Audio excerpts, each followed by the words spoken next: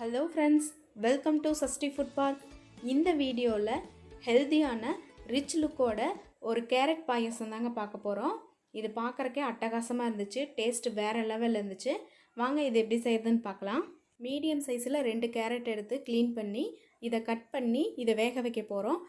காய் மூழ்கிற அளவுக்கு தண்ணி விட்டு 2 விசில் விட்டிங்கன்னா வெந்துடும். இப்போ காய் வெந்து வந்துருச்சு. இப்போ இதை ஆற வச்சுட்டு இதை அரைக்க போகிறோம்.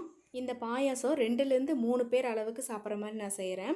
இப்போ இதை அரைச்சி தனியாக எடுத்து வச்சிடலாம். அடுத்து 6 பாதாம், 6 முந்திரி, 2 ஏலக்காய் சேர்த்துருக்கேன். இதை லைட்டாக குறகுறப்பாக அரைச்சி எடுத்துக்கலாம்.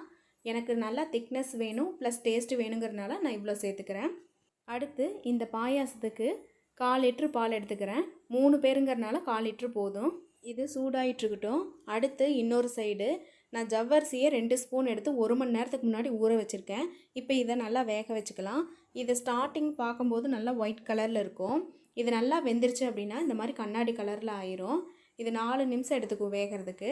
இப்போ இதை தனியாக எடுத்து வச்சுட்டு இப்போ இந்த பக்கம் வச்சுருக்க பால் நல்லா பொங்கி வந்துருச்சு. இதை ஸ்டவ்வை ஸ்லோவில் வச்சுட்டு 2 நிமிஷம் இப்படியே ஸ்லோலே இருக்கட்டும். இந்த சைட்லையில் இந்த பாலோட ஏடு இருக்கும், அதெல்லாம் உள்ளே கலந்து விட்டுருங்க, அப்போ தான் டேஸ்ட்டாக இருக்கும். இப்போ நம்ம ஏற்கனவே அரைச்சி வச்சுருக்க கேரட்டு பேஸ்ட்டு இதில் ஆட் பண்ணிக்கலாம்.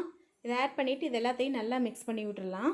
இந்த கேரட்டை பாலில் சேர்க்கும் போது நல்லா ஆரஞ்சு கலரில் வந்துடும். பார்க்குறக்கே நல்லா ரிச் லுக் இருக்கும். இதுக்குன்னு நம்ம தனியாக கலர் எதுவும் சேர்க்க தேவையில்லை. அடுத்து நம்ம அரைச்சி வச்சுருக்கிற நட்ஸை இதில் ஆட் பண்ணிக்கலாம். ஆட் பண்ணிவிட்டு இதை நல்லா கலந்து விட்டுடலாம். ஸ்டவ்வு ஸ்லோலியே தான் இருக்கணும்.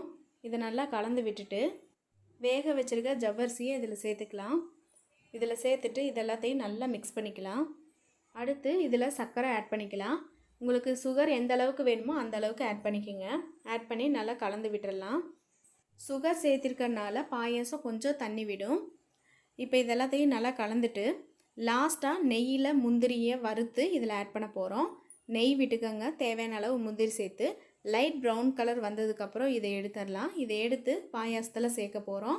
பாயாசத்தில் சேர்த்துட்டு ஒரு 30 செகண்ட்ஸ்க்கு அப்படியே விட்டுட்டு அதுக்கப்புறம் எடுத்துடலாம். இப்போ பாயாசம் ரெடி ஆயிடுச்சு. எனக்கு தேவையான அளவு திக்னஸ் வந்துருச்சு. உங்களுக்கு இந்த அளவுக்கு திக்னஸ் வேண்டாம் அப்படின்னா இதில் எக்ஸ்ட்ரா நீங்கள் மில்க்கோ இல்லை தண்ணியோ ஆட் பண்ணிக்கிங்க. டேஸ்ட் வந்து மாறாது, அதே டேஸ்ட்டில் தான் இருக்கும். இந்த பாயாசம் டக்குன்னு செஞ்சிடலாம். இந்த வீடியோ உங்களுக்கு பிடிச்சிருந்துச்சுன்னா லைக் பண்ணி சப்ஸ்கிரைப் பண்ணிடுங்க. பாய்.